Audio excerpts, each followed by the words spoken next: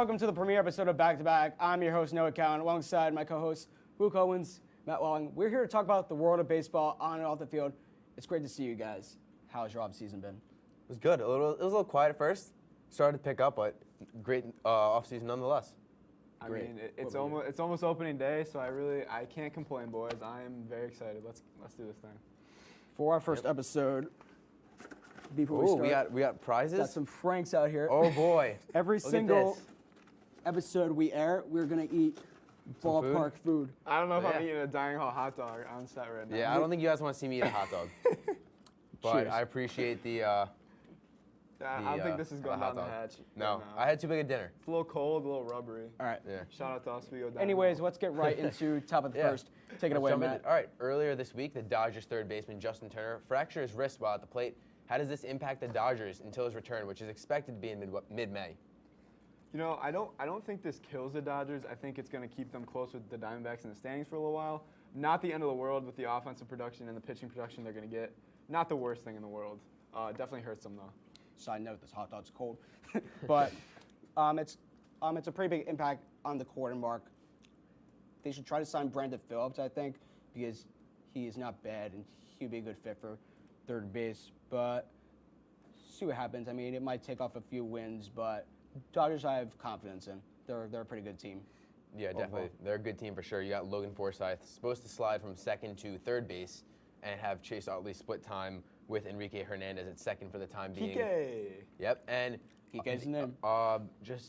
Turner does not need surgery, so that definitely cuts some time off of his stint on the DL. Hurts my fantasy team though, which I don't love. Yeah, it does. Now moving over to the AL, Jose Altuve signed a whopping 5-year, $151 million contract. What do you guys think of the extension, and who should the Astros extend next? One, I'm not surprised by this. He is a great player. He's a top 3 player in baseball by far. You're talking about the same guy who was paid only $15,000 per season, and Houston caught him when he first joined when he was 15. What a steal. Clearly a steal. He is a great player. His speed, his pop, average. He's basically a 5-tool player right now, and they should try to extend probably, well, 2 players, Carlos Correa, Justin Verlander, husband of Kate Upton, but they're both pretty good. Justin played great in the playoffs. Carlos Correa, he's a top 3 shortstop right now, and Houston has a very good future in them right now. I mean, obviously a great sign for Houston. Correa, actually, you don't need to resign. He's under contract until 2022. You can keep paying him rookie numbers, keep him cheap. Same thing with a guy like Bregman. I do like the Verlander signing, but for me, it's George Springer. He's going to be free agent, age 30. You got to swoop in and get him before he wants JD Martinez numbers. I don't think people realize the Astros are going to be real good for the next 5 to 10 years. They're geared up. Yeah, They they are definitely stacked. look really strong. And then just comparing some numbers, Jose Altuve, $30.2 million a year. You have Harper expected to make $40 million. And if you think about it, Altuve's got better numbers across the board over Harper last year. So obviously you might want Harper over Altuve, but still, he's got some great numbers to back him up. And the final little headline of the day, some of the major free agents have been signed recently, such as Alex Cobb, Jake Arrieta, and Lance Lynn. However, Greg Holland has still not been signed. When and where will he be signed? I think Holland goes before opening day. I think within the next week you're going to start seeing movement, and I like him to land. He's going to end up in a red uniform, I think, whether it be with the Cardinals or the Angels. I think that's where he's going to end up. I think that'd be a big addition to their bullpen. So I like him in St. Louis or Anaheim. Cardinals I was thinking about before they made Gregerson closer. I'm going to say Arizona Diamondbacks. One move basically from making them a postseason favorite, clearly. Penn is not that strong. I'm not confident in Bradley as closer. He'll be a perfect fit, and with their offense right now and their decent pitching, they can be in the playoffs with that one move. I mean, I wonder what it would do to the Diamondbacks bullpen, because I think Archie Bradley's going to have a great year as closer. I think he's going to be one of the best relievers in baseball, and I think the NL West is stacked with relievers. It's going to be fun to watch all year. Yeah, the NL West is really strong, so you definitely, any chance you can get to improve bullpen, starting pitching, whatever, you definitely want to take that chance. Agreed. Easily, yeah. We'll be right back with a must-see analytics segment from the Luke Owens. You're watching Back to Back on WTOP. Hey there, I'm Al Roker, class of 76. Yes, way back in 76. Back when the earth was cooling You're watching WTOP. Speed, intensity, grit. All of these might get you a spot on an NHL team. But all you need to do is watch Stuck in the Sin Bin on WTOP every Tuesday at 10 p.m. and all of your NHL dreams will be fulfilled. People think I'm trash, but they're wrong. Today I'm just an aluminum can, but one day I could be a stadium.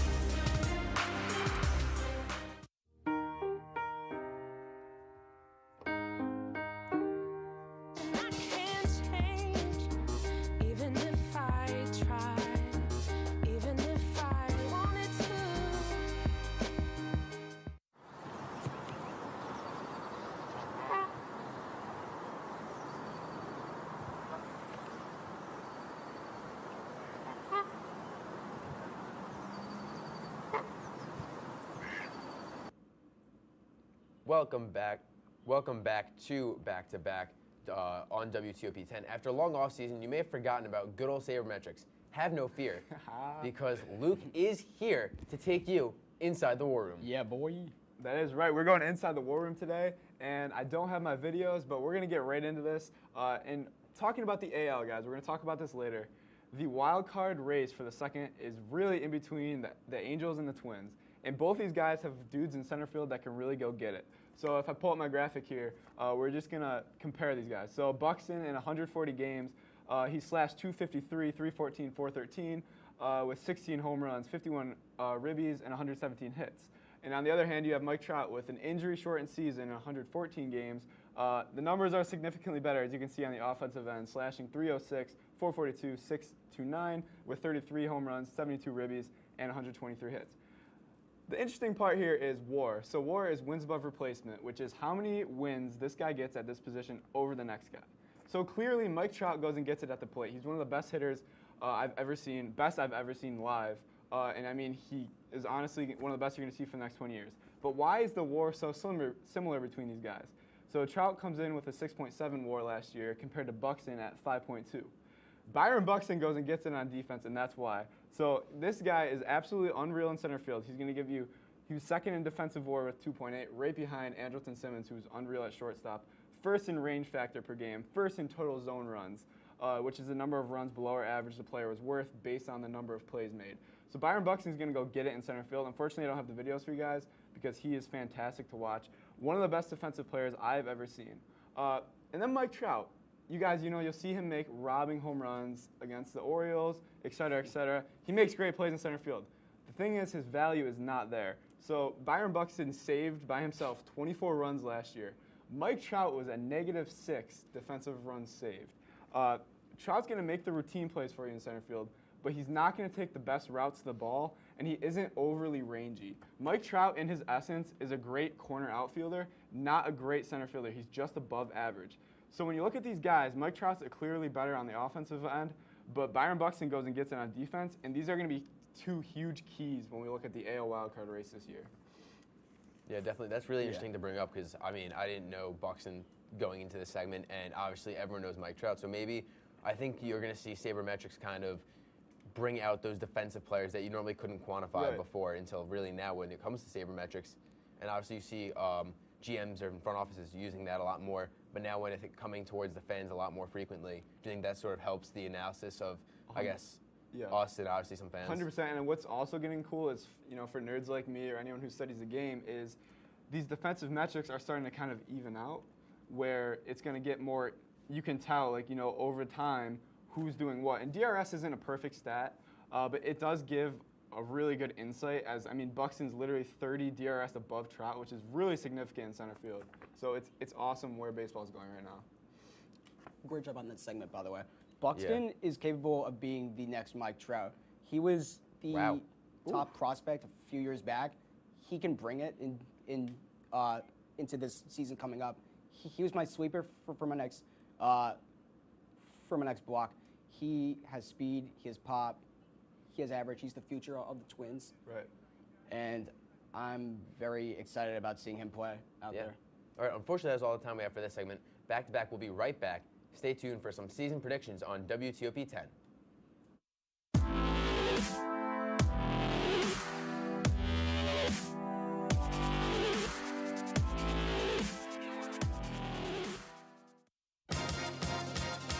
Tune in to WTOP 10 Nightly News at 9 for all of your local sports, weather, and news.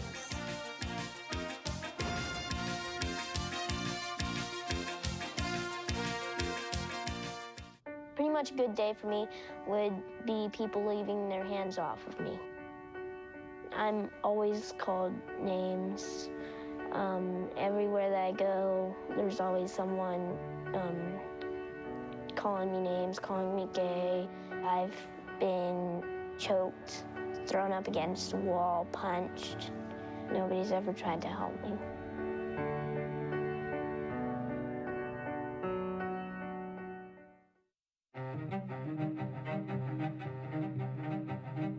These heroes have taken everything from me, slain my companions, and stifled my plans of power. I must know more about these adversaries so they may feel the pain of losses I have felt. Their suffering shall be my revenge. Hey, I can get him a potion. I'm here to fight you for our freedom. So be it. All mine. I'm not gonna ask you again, Fletchling. Where is my lion? Rebirth. May our souls fight on, alongside one another once more.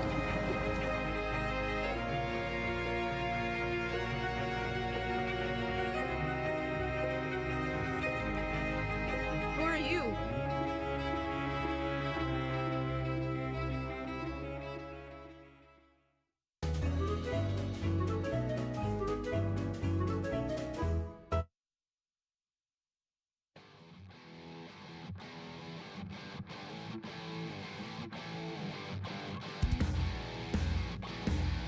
With the MLB season fast approaching, the guys have their ridiculously early season predictions. Let's start out with some player predictions. Up first, who's your biggest sleeper or breakout star?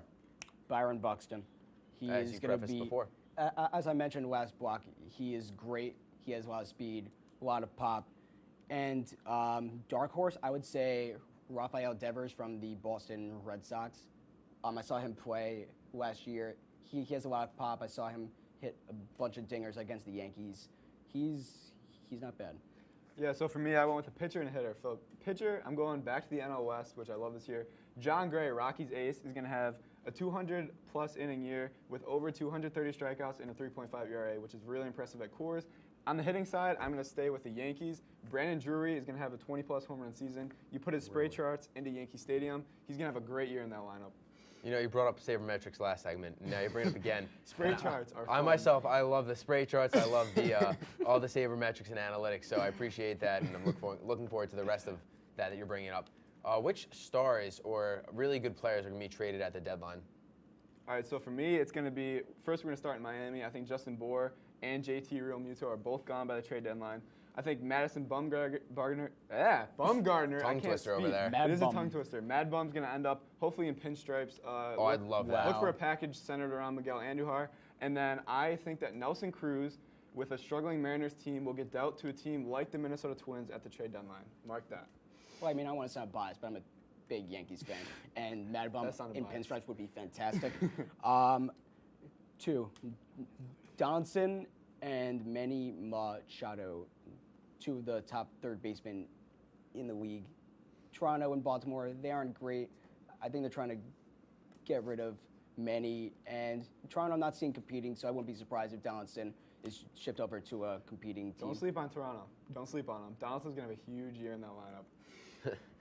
Pitching, I'm not sure about, but you never know. Yeah, I mean, definitely especially in the AL East, that's a tough one to look forward to. I guess briefly, I think we have a good bit of time left. We're going to go Cy Young, Rookie of the Year, and MVP. So a little rapid fire for you guys. All right, going fast on this one. Cy Young, Chris Sale. He has been snubbed the past 5 years. It's time he wins Cy Young. For the National League, he has the same name as me, Noah Syndergaard. He is Thor. Ooh, can he stay healthy? Can he? That's a big question. Can the Mets' arms stay attached to their bodies? It's a possibility. He can pitch 200 innings possibly, and he's going to get a lot of Ks, I feel like. And the Mets, I wouldn't sweep on them either. All right, I'll go real rapid fire. AL Cy Young, I have Chris Sale. NL Cy Young, Aaron Nola, sleeper. Wow. Gonna have a great year. Look for him or Mad Max, of course. Max Scherzer. Rookie of the Year, give me Ohtani in the AL and Acuna in the NL. Pretty standard. And then Rookie of the Year, I like Carlos Correa, another Astros MVP. Look at Josh Donaldson though; he's gonna have a huge year. And then NL, I think the NL MVP trophy finally ends up in Colorado, and I think Nolan Arenado gets the MVP he deserves. Heard it here first, man. Back to back. You heard. Yeah, finally gets the respect he deserves. He does deserve it. Great. Oh guy. yeah, and then Great Trout player. and Harper are my MVPs. Harper, it's his last year. He's gonna probably opt out next year. It's time he goes to that superstar potential that he has. And then rookies, same with you, Ronald Acuna. He has a lot of hype. And then AL from our Yankees, Miguel Andujar. I don't like him starting down. That's what makes me a little bit that's worried. tough But I for do sure. like that pick. That's bad, but he has sneaky pop. He hit what 460 in spring training. Yeah. A couple bombs. I think he's got it. Yeah, I mean, scouts have said he has MLB batting. It's just a matter of the his Glove work. defense, obviously. So Which is how why is he's his down right now. defensive run saved? Ooh, defensive run saves. I mean, it's not a huge minor Yeah. league stat. I watched Andujar play in person. He's got a great arm. A little bit of work on the glove. He's going to be good in a couple of years. I think his defense is going to be fine. Yeah, I'm really hoping the Yankees bring him up because you got Drury. Obviously, he's a good player, but there's something about the homegrown prospect that every fan just loves to see, and Andujar is one of those guys. So hopefully we see him in pinstripe soon. Agreed. Now we'll shift over to teams as a whole. Which team will be the biggest surprise? Oakland Athletics. They have sweepers in Chapman, Olsen. Pitching, it's meh, but I think they're going to surprise a lot of people this year. And they have a lot of young talent, a lot of prospects even that they're calling up. And I wouldn't be surprised if they're competing for a wild-card spot this year. You stole my pick, but you don't got the props. Oakland Athletics going to have Put it on the hat. I'm having a good hair day, so I'm Do going to not spare the betray hat. the Yankees. I'm going to Come spare on. the hat. Come on. But yeah, like you said, Matt Olson's going to have a great year. Jonathan Lucroy was a sneaky good addition at catcher. Going to put up the 4th highest WAR from a catcher position. I know you guys, we're going to get into that. Manea's going to be good. Piscotty's going to have a good year. It really does. It's an unfortunate situation with his mother, having cancer, so he got traded to Oakland. Great move by the Cardinals. Good year coming for Oakland. Yeah, all right. Finally, we'll go into the postseason brackets. No, I guess you'll start first here because that's what it says. I'm very nervous about this. I didn't prepare for this once, but you know enough baseball to get through it. That is true.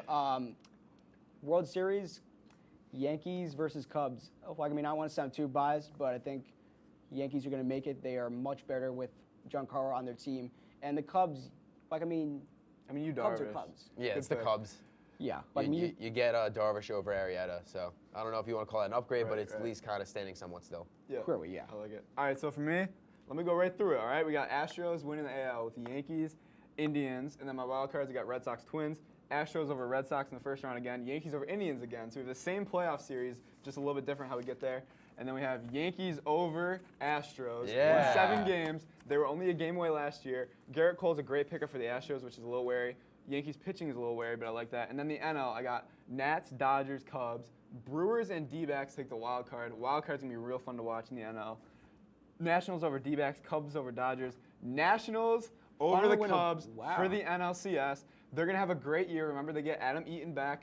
Nationals host the NL title. And the New York Yankees win the World Series over the Washington Nationals come November.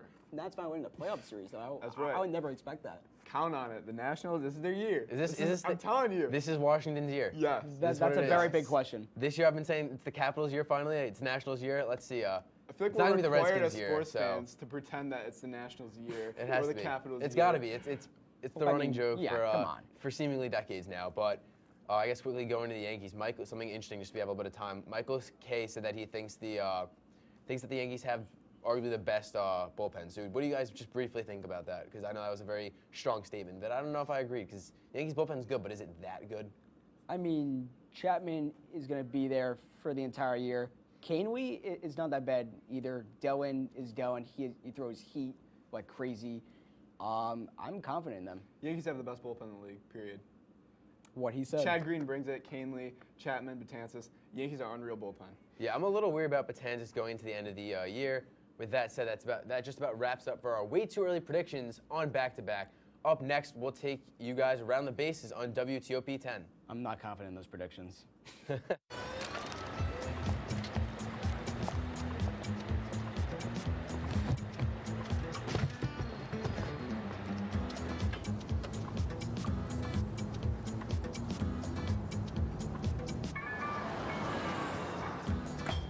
It's a short ride from your neighborhood to your naturehood. To find a neighborhood park or green space near you, visit discovertheforest.org.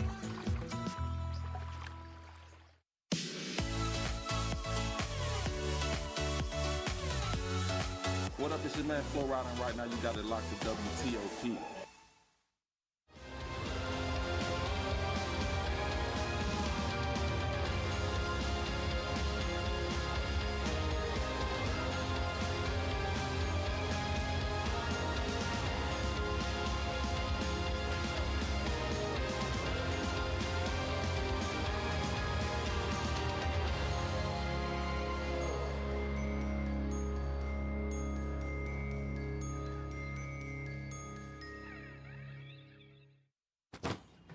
Hart, what's going on? I'm leaving. Why? What did I do? Not enough. The pressure's too much. I quit. I get it. I can do better. Just please don't leave. Don't let your heart quit on you. Get your uncontrolled high blood pressure to a healthy range before it's too late.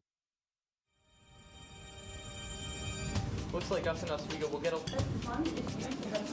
Details have been released on the Manhattan. Check 1, 2, check. Hey, started. 10, 9, 8, 7, 6, 5, 4. Stay up to date with the news, events, weather, and sports. Tune in every Monday through Thursday at 9 p.m. only on WTOP 10.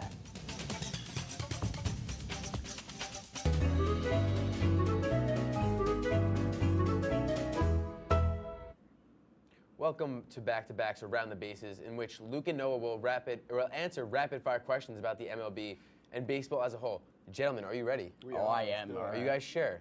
Yeah. I'm positive. You sound a All little right, unsure on that call. I am a little unsure, but Come on, have confidence in the host. Which team had the best offseason? Give me the Yankees in the AL and the Brewers in the NL. Brewers, big pickups in Yelich, Kane, etc. Yankees, of course, Stanton. Anytime you add an MVP winner to a lineup as good as the Yankees, sheesh, it's going to be good. Scary good. Sheesh. You took my picks away, honestly. Sorry. Yankees and Brewers. You told me to go first, Yankees made a ton of moves. Yankees and Brewers made a ton of moves. Yankees are much better. Brewers are much better. Brewers are going to compete with the Cubs for the title in the Central. Brewers, they're probably gonna make the playoffs. They made money moves. There we go. Luke, sabermetrics expert and top 40 guy. So knows what he's talking about. Knows what he's talking about. For in terms of best offseason, I wouldn't say best offseason, but don't sleep on the Mets. I mean, Jason Vargas, a really good signing. Same with Todd Frazier. They're filling holes. I'm not saying they won the offseason. Frazier was a great signing. I know you're getting tired over there, this but is me don't sleeping sleep on on the the Mets. Don't sleep on them. Their arms are just ticking time bombs.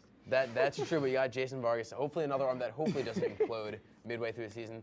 Now moving over to their AL East or NL East rivals, the Washington Nationals. Bryce Harper entering his final season in the nation's capital. Will the Nationals finally break the city's long playoff curse? Okay, first of all, Luke, it was very gutsy picking the Nets to win. Wait, 2 or 3 playoff series? They're going to make the World couple Series. playoff games wins alone is impressive. You heard? Time out.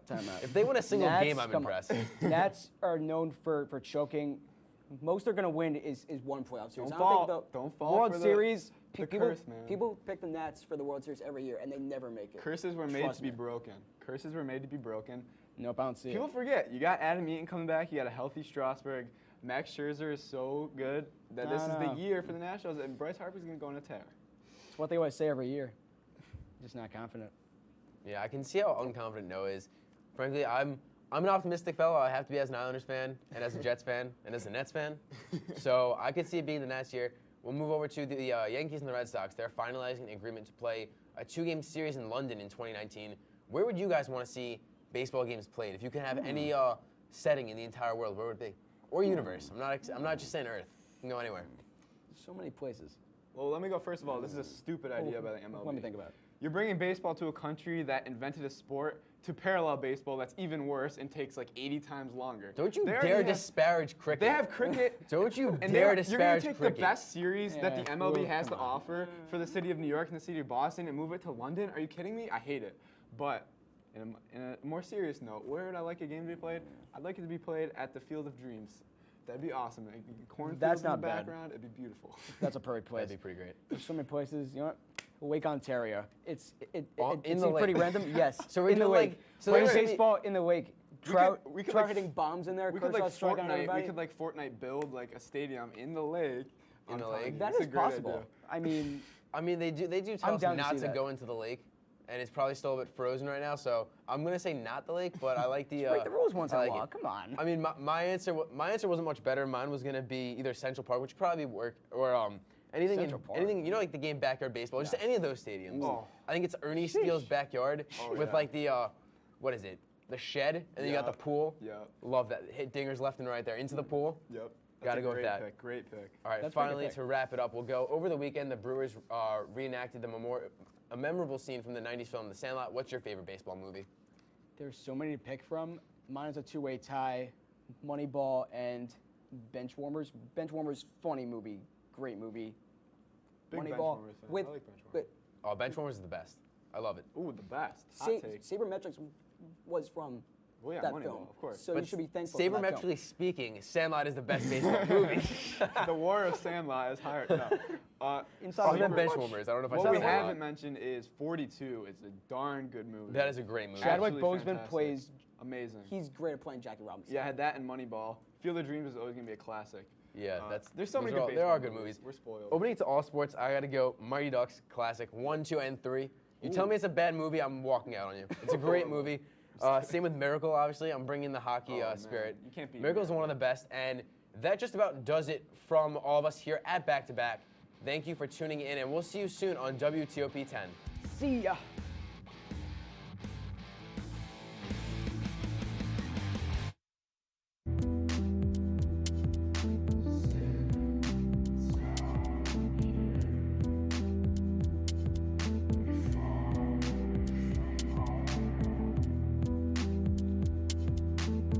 I'm looking forward to seeing Tatler this weekend. Me too, I can't wait. Yeah, me either. I wouldn't see that one if I were you. Why not? The CGI sucks. Poorly written script. Very long and boring. Cringe-worthy acting. Too many cliches. Shall we go on? I recommend that adventure one, Trail of Knowledge. Oh, I love that one. It's so good. It really is. Might win Best Picture. Yeah, we'll go see that. All right, thanks, guys.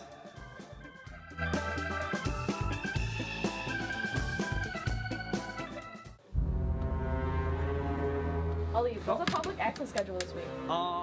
Leave. We need help in the studio. What's the issue? We have no whatsoever. I wrote down. And the rest is literally on fire! Fulton will begin rehabilitation. Residents of Oswego walk for cystic fibrosis.